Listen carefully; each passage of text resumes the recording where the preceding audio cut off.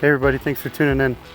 If you're here today, chances are you've either bought Molle panels or you're considering Molle panels that I'm making here at Orbis Overlanding, because we're going to talk about the installation. They're pretty simple, pretty straightforward. The Molle panels that I'm building are aluminum, so they're good and strong. Black powder coated or available in raw. If you do raw, understand that the edges are much sharper than they are when they're powder coated and could cause damage to fabric, things like that. So most of what I am selling are black powder coated. Seems to go well with most of the interiors. It is a matte finish. But if you've got something specific, let me know if you don't see the raw option, and I can get you a raw Molle panel. Might be a bigger lead time on those, but let me know. So I've got a handful of Molle panels for different spots on the cars. Today we're going to be talking about basically three of them.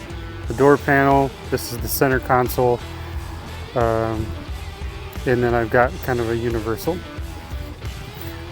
So when we look at the three different panels that I have available, they all mount effectively the same way. When we're talking about mounting, what it takes is a aluminum or nylon spacer, a self-tapping sheet metal type of screw, and a washer. Okay, so these are number 8 screws, just a regular old Phillips screw that'll tap into the plastic. Don't use power drills mounting these. We're going into the plastic panels on the car, and if you use a power, anything, even a slow speed power drill, you're going to blow right through that plastic. You're going to strip it out, you're going to have a hole, and then if you want to mount it, you're going to have to shift the panel over, so you're going to have a hole there in your plastic. So these are hand tool only installations. So you can see here on my door panel, I got the spacer and washer and screw. The door panel has 5 screw points. The center console panel has 4 screw points. They're pretty strong once they're in. I have on this one, I don't know if you'll actually be able to see it down in here, but I put a small metal dowel that this screw here uses just to tighten it up and give it a little bit more strength. But otherwise it's just carefully putting those screws in, and again, don't use power, just put those in. So I've got the center console panel to put in my car here, so let's go ahead and get that mounted up. Now, as we saw on the door panel, the spacing away from the door panel is based on the length of that aluminum spacer. You can adjust it based on exactly how your door panel lines up. The outbacks, for example, kind of are curved opposite of the cross-track, and you can adjust the distance behind the Molle panel based on the length of the spacer. Some people ask why I don't send hardware with the Molle panels anymore, and kind of two things I was running into. One, half the people said, well, why don't you send me black? And then half the people wanted silver. Some people wanted the spacers longer, some people wanted them shorter. So it became easier to just say, hey, you know what you need is the number 8 screws, number 8 spacer, number 8 washer. You can go to your local hardware store and get what you need.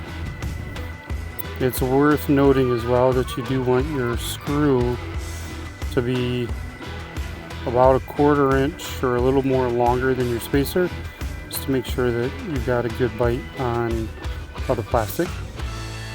I've had some where they've been real short, to where like there's only about this much sticking out of the spacer, and those have started to get a little bit loose on me. So you want to make sure that you've got some good thread going into the plastic there to secure them.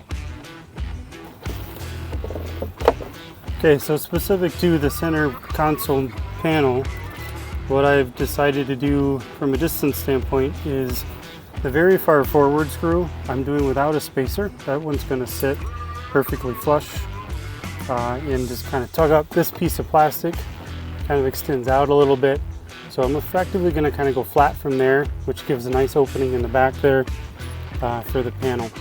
Now the easiest way to mount these is to basically hang them and make sure that the screws stay loose so that you can get the other spacers and the other screws in behind.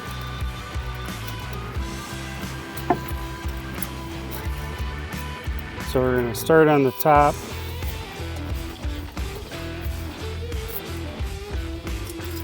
Spacer, of course, is going to go behind. Okay, now with them all secured, there's the center console Molle panel installed and ready to go. Now, you're not going to carry tons of weight on here, but it's pretty sturdy. So I hope that helps with questions on the installation for the Molle panels. So again, this would cover the door panel, cover the center console panel like we saw earlier, my small rectangular universal, which has got some applications like in the trunk hatch and some other areas, really anywhere you can make it fit. So that would cover the installation of those. Look for an upcoming video on the seat back Molle panel and the installation of that as well. And let me know what you've got mounted on your Molle panels, and feel free to reach out if you've got any questions on mounting, on the solutions, on fitment. A lot of that information is on my website, so feel free to reach out and help you get squared away on that as well.